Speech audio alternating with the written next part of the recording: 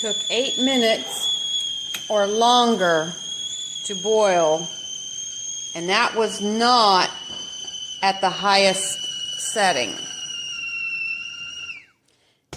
Also, the pot was not completely full. Should not have taken that long. The whistle's very quiet.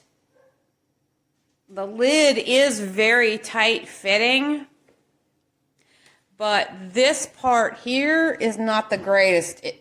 It should have popped. That should have opened up when it was whistling. It didn't. So you have to do this, and you want to close it.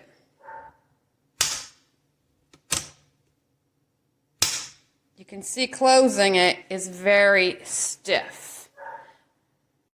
So as you can see, this teapot already has rust in it.